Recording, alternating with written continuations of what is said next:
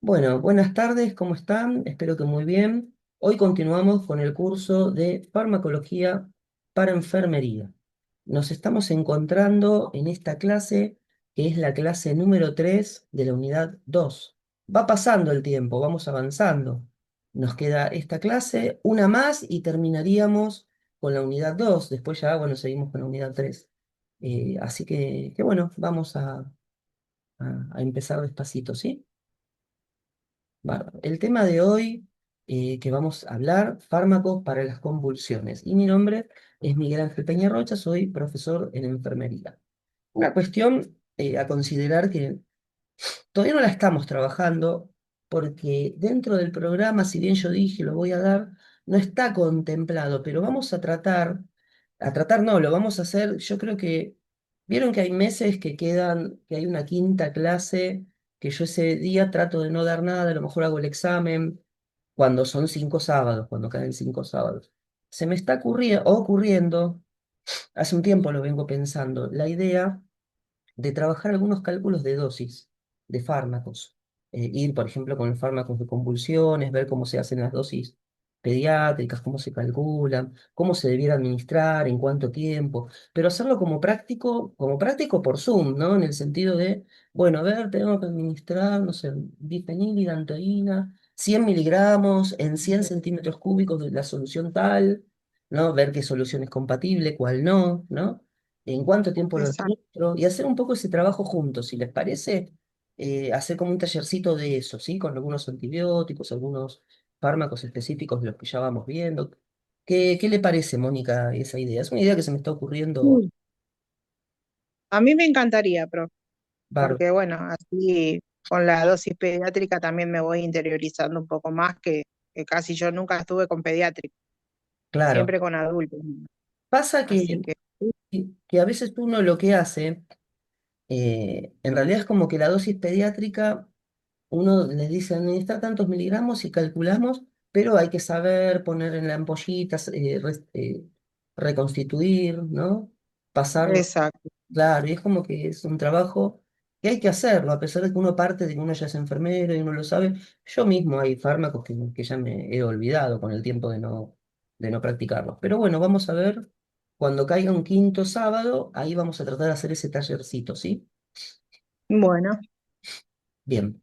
Después Hilda, si lo que quiera escribir, escriba. Yo sé que quizás no puede hablar. A ver, ahí escribió Hilda. Ah, listo. Bárbaro. A lo mejor no puede hablar, pero bueno, cuando quiera escribir, escriba. Y usted, Mónica, cuando quiera hablar, puede hablar. Bien. Fármacos bueno, para las convulsiones, ¿sí?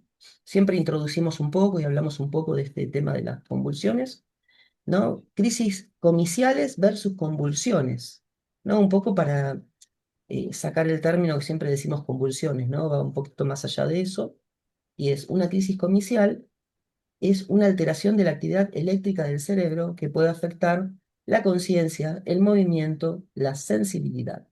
Sus síntomas son el resultado de descargas neuronales anómalas que se pueden medir con un electroencefalograma. Seguimos, ¿no? Crisis comiciales versus convulsiones. Acá hay que destacar esto, ¿no? Convulsión y crisis comicial no son lo mismo. A no pesar son de lo que, mismo. claro, ustedes seguramente siempre escucharon la palabra convulsión, ¿no? Esto de crisis comicial es como un término nuevo, ¿no?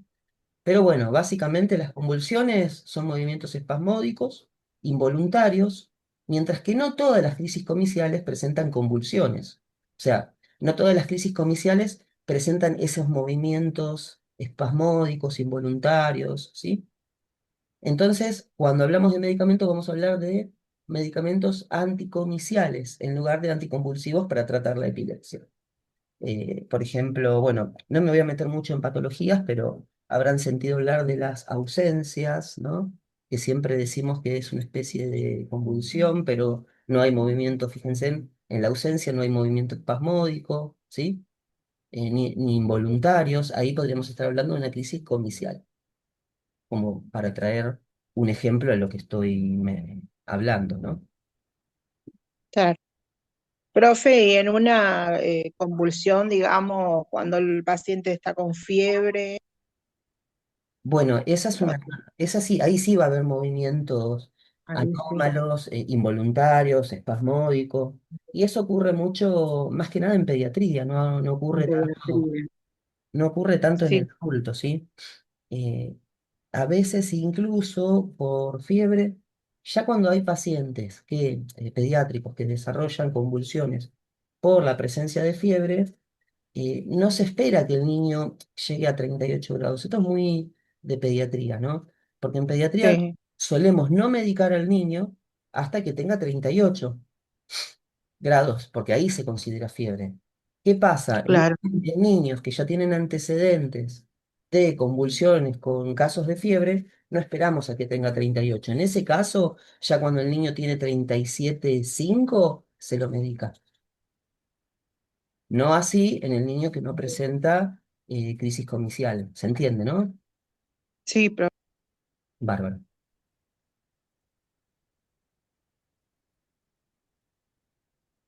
Causas de las crisis comiciales. Bien, una crisis comicial se considera un síntoma de un trastorno subyacente, más que una enfermedad en sí misma. Es decir, que aparece un trastorno, una patología previa. Esa patología es lo que va a producir la crisis comicial. O sea, lo importante es la patología, la crisis comicial o la convulsión va a aparecer después. Pacientes neurológicos, ¿no? Que ya tienen alguna alteración neurológica en tratamiento, que ya tienen medicamentos, ¿sí? Pero bueno, a veces ante una falta de medicación por parte de falta de la entrega de la obra social, falta de dinero, una economía necesaria para poder comprar esos medicamentos, genera que muchas veces muchos pacientes abandonen el tratamiento o no lo estén realizando en tiempo y forma como debieran, ¿sí? La crisis comicial puede ser el resultado de situaciones graves o aparecer como una afección crónica, como en el caso de la epilepsia. Causas de las crisis comiciales. Bien, las crisis comiciales son síntomas de un trastorno subyacente, ya lo habíamos dicho, ¿no? No es la enfermedad en sí misma y pueden haber causas diferentes, epilepsia, ¿no? Eh, pacientes que con fiebre que presentan convulsiones también, ¿sí? Alguna infección, porque la fiebre también es un síntoma. ¿De dónde deviene ese síntoma? De una infección. Esta infección genera como síntoma la fiebre. La fiebre elevada va a generar como síntoma una crisis comicial. Bien, enfermedades infecciosas. Ya lo habíamos mencionado, ¿no? Que es parte de lo que va a producir la crisis comicial, ¿no?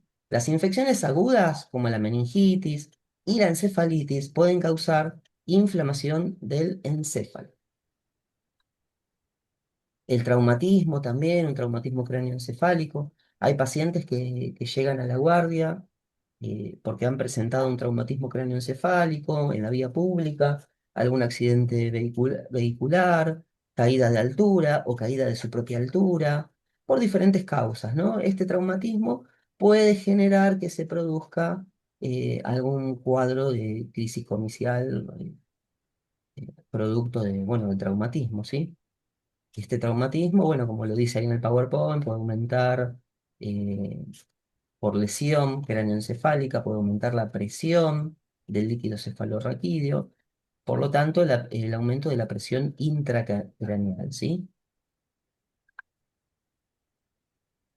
Esta lesión va a producir la convulsión en sí. A veces me voy a referir no voy a decir todo el tiempo crisis comicial, pero bueno, vamos a decir convulsión, pero viene de crisis comicial. Enfermedades vasculares pueden ser causas que van a producir cambios, por ejemplo, en la oxigenación, como los producidos por la hipoxia respiratoria, intoxicación por monóxido de carbono, cambios en la perfusión, también causas que van a producir hipotensión, accidente cerebrovascular, shock, arritmia cardíaca. Todo esto que es alteración que no es neurológicamente directa, no es que produce directamente una alteración neurológica, pero indirectamente sí. Fíjense en un paciente que está con disminución de oxígeno en los tejidos, ¿no? Va a empezar a alterarse neurológicamente, ¿sí? va a empezar a desvariar en su habla, en su comportamiento. Bueno, esa falta de oxígeno puede producir alguna alteración a nivel neurológico, ¿no? Por falta de perfusión, hipotensión y va a generar accidentes cerebrovasculares. Trastornos metabólicos, los cambios en la ingestión de líquidos, electrolitos, bueno, la hipoglucemia, hiponatremia, hiperhidratación, pueden producir crisis comiciales. La hiperhidratación, ¿no? Que uno siempre dice, ¿cuántos litros de agua voy a tomar hoy? Porque hace calor, porque la piel y por un montón de cuestiones, pero a veces tomamos desmedidamente, ¿no? También nos podemos intoxicar por ingesta excesiva y elevada de líquidos. Y la intoxicación va a generar alteración a nivel neurológico. Bueno, ahí fallé un poco, a ver si lo puedo modificar tras. Ahí está, trastornos pediátricos. El aumento rápido de la temperatura corporal puede dar lugar a una crisis comicial febril, ¿sí? Es lo que veníamos hablando. No en todos los niños, pero bueno, ya arriba de 38, 39, ¿no? Puede generar una Sí. crisis comicial. No sé si, Mónica, no sé si usted ha tenido experiencia con sus hijos, espero que no. No es algo que uno lo desee. Tengo compañeros que sí que la han tenido y dicen que es. No, yo no, pero mi amiga sí, le Ah, pasó con sus niños, con uno de los hijos, sí, sí, que le subió de golpe la temperatura y empezó a tener estos trastornos así, claro, de convulsión, sí, sí. sí, de las Y cuales se asustaron porque no le podían bajar la fiebre. claro, tal cual. Y genera miedo, ¿no? Porque uno tiene Mm, que salir un poco no, sale como a las corridas, ¿no? claro. Con dificultades. Nosotros, yo Claro, no, no le bajaban ni con la duchita de baño tibio, nada, no le bajaban. O sea, se tuvieron que salir corriendo al hospital claro, directamente, porque no sí, había forma. O sea, se ve que era evidente, como dice usted, había una infección que estaba provocando esa fiebre. claro, tal cual. Sí, yo cuando trabajaba en pediatría, recibíamos muchos de este tipo de pacientes, ¿no? Con Claro, este tipo de dificultad, ¿no? Con una crisis comicial por aumento de la temperatura. Ya cuando se sabía que ya el niño tenía una alteración neurológica, los padres lo traían antes. O trataban de bajarle la fiebre ya en la casa, administrar claro, sí, ibuprofeno, pero bueno, si veían que con el ibuprofeno, que era lo más básico, el baño de inmersión, el ibuprofeno, ¿sí? Ya con todos esos claro. métodos, los padres, teniendo el conocimiento de ser padres de un niño que presenta crisis comicial a repetición, por aumento de la temperatura, aún así a veces no podían resolver algunas situaciones en la casa y tenían que venir, bueno, a hacerlo, a atender en el hospital donde yo trabajo precisamente. Mm. ¿Sí?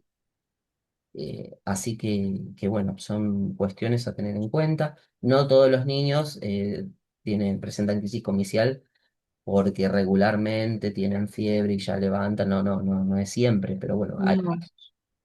hay casos y Sí, sí, hay casos, sí. Y a veces los pediatras te dicen tampoco es conveniente bajarle de golpe la temperatura porque de ellos después no saben, digamos, qué patología van a diagnosticar si no le hacen los estudios, porque a veces uno en la casa le baja la fiebre con ibuprofeno, el bañito, todo, pero a veces no sabemos, o sea, es esperar hasta último momento no se puede. O sea, es como dice usted, hay que ir cuanto antes, digamos, no dejar llegar a los 40 ni a los 39 grados, digamos, sino que ya actuar cuanto antes. Pero a veces el pediatra te dice, ¿cuántas veces tuvo fiebre? ¿Y qué le dio de tomar? claro. Y sí, Sí, porque en realidad esto igual es más para el curso de pediatría que este año no lo estoy dando porque no se inscribió mucha gente. Pero bueno, viene al tema porque ocurre, es algo muy, muy real, muy de la vida diaria de los enfermeros que trabajamos en pediatría. Yo ya no trabajo en pediatría, pero trabajé muchos años y era muy y habitual. sabe, Claro, y sí, sí, era una situación habitual, muy habitual. Más de lo que uno piensa en la vida diaria, ¿no? sí, Así. exacto. Mm. Bueno, a ver, avanzamos un poquito más. Bien, enfermedad neoplásica, ¿no? Hay tumores, ¿no? Dependiendo de la ubicación, que pueden generar alteraciones, ¿no? A nivel cerebral por aumento de la presión intracraneal, pueden dañar tejido, ¿no? Cerebral o también interrumpir el flujo sanguíneo, el flujo que irriga el cerebro. Todo eso puede producir eh, crisis convulsiva, ¿sí? Algún tipo de convulsión. Crisis convulsivas inducidas por fármacos y sustancias. Ciertos medicamentos para trastornos del estado de ánimo, como para la psicosis, de anestesia local, ¿no? Si se administran en altas dosis, pueden provocar convulsiones, ya que hay aumento de las concentraciones de neurotransmisores que pueden producir toxicidad, y esa toxicidad va a producir alteración a nivel cerebral, produciendo convulsiones, ¿sí? Las convulsiones también pueden aparecer en relación al consumo de drogas, ¿sí? Como la cocaína, o durante los síndromes de abstinencia de alcohol, sedantes o hipnóticos. No sé si han atendido alguna vez a un paciente con síndrome de abstinencia tanto a alcohol como a drogas de uso recreativo. Bueno, aparte de situaciones de violencia que ocurre con estos pacientes, presentan estados donde pueden llegar a producir convulsiones, a tener convulsiones también. Bien, embarazo y epilepsia, algunas consideraciones importantes, ¿no? El embarazo representa una preocupación para las mujeres con epilepsia. Se recomienda el uso de métodos anticonceptivos de barrera adicionales a los anticonceptivos hormonales, como la píldora. Algunos medicamentos anticonvulsivos pueden reducir la eficacia de estos últimos, aumentando el riesgo de embarazos no deseados. O sea, fíjense, ¿no? La importancia, ¿no? O sea, el método anticonceptivo hormonal, ¿sí? Puede reducir, Sí, en realidad, la medicación para la epilepsia, para la crisis comercial, puede reducir el efecto del anticonceptivo hormonal. Por eso la importancia de que utilicen métodos de barrera. O sea, pueden haber embarazos no deseados, justamente. Bueno, algunas consideraciones especiales: etiologías de la crisis comicial en función de factores genéticos y relacionados con la edad. Las etiologías que desencadenan el desarrollo de epilepsia infantil varían según la edad. Bueno, podemos tener anomalías congénitas a nivel del sistema nervioso central. Ya habíamos hablado también de las lesiones cerebrales. Perinatales, no las habíamos nombrado, sí, y los accidentes en la vía pública, caídas de altura. Pero bueno, las perinatales se pueden producir, por ejemplo, por el uso de forceps en el momento del parto, ¿no? Puede llegar a haber algún tipo de lesión a nivel cerebral. Los desequilibrios metabólicos también puede producir este problema en neonatos, lactantes y niños pequeños. También hablamos de epilepsias hereditarias, pero bueno, eso se tendría que investigar un poco más. Las infecciones del sistema nervioso central, trastornos neurológicos, bien, los traumatismos cerebrales, que ya los habíamos nombrado. Todo esto y bueno, enfermedades neoplásicas. Ahí, este PowerPoint menciona un poco lo que ya veníamos hablando, ¿no? Todo lo que veníamos hablando, pero un poquito más resumido. Bien, conceptos generales de farmacoterapia de la epilepsia. Ya nos empezamos a meter de a poquito en lo que es la farmacología misma. Bien, la elección de fármacos para tratar la epilepsia depende del tipo de crisis comicial que el paciente experimente, de sus antecedentes médicos previos, de estudios diagnósticos y de los procesos patológicos que causan la crisis. Una vez seleccionado el medicamento, se empieza con una dosis inicial baja y gradualmente se va aumentando hasta obtener resultados óptimos. Primero va a ocurrir que van a disminuir la frecuencia y la intensidad de las crisis comiciales, ¿sí? Hasta que se siga adaptando la medicación a la dosis adecuada para lograr que desaparezcan las crisis comiciales. Bien, conceptos generales de farmacoterapia de la epilepsia. Pueden medirse concentraciones séricas del fármaco, se deben medir concentraciones séricas. Esto quiere decir que se hace extracción de sangre regularmente y se observa qué concentración tiene del fármaco el paciente. Si persiste la actividad comicial, se añade un medicamento diferente, con pequeños aumentos de dosis. Se van combinando, ¿no? Ahí nos vamos dando cuenta que se van combinando distintos medicamentos. Si recuerden también un poco en farmacología, tenemos dosis terapéutica, ¿no? Dosis máxima, ¿sí? Dosis tóxica, es decir, pasando una dosis determinada se produce toxicidad. Si seguimos aumentando la medicación, administrando la medicación, aún habiendo pasado lo que es la dosis tóxica, llegamos a lo que llamamos dosis letal. Por eso es que no es que puedo aumentar todo lo que quiero, tengo límites de seguridad que me van a permitir llegar hasta cierto punto con el medicamento, ¿sí? Esto, bueno, por eso hablamos en este segundo punto de los medicamentos que debe tomar el paciente. Se puede combinar con otro medicamento, ¿sí? Bueno, puesto que es probable que aparezcan crisis comiciales, si los fármacos se retiran bruscamente, es decir, que no se pueden retirar bruscamente los fármacos, sino que puede alternar en un periodo de 6 a 12 semanas. Perfecto. Bueno, acá ya llegamos bien a los fármacos, pero como nos queda un minutito, dejo de compartir. Y hasta acá, ¿vamos bien? ¿Se va Sí, entendiendo? profe, Bárbaro, sí. bárbaro. Bueno, nos queda un minuto. Profe, pero ¿por qué decía versus? O sea, comiciales versus. Ah, no, porque para entender un poco la diferencia entre qué es la convulsión y qué es la crisis Ah, inicial. Por eso, recordemos, ahora entiendo. la crisis comicial no es necesariamente la aparición de espasmos, de movimientos involuntarios, en cambio la convulsión sí. Es más abarcativa la crisis comicial, por eso hablamos Exacto. de crisis Ahora sí, ahora inicial. entendí. Por eso hablamos de crisis comicial y no de convulsiones. Así que, bueno.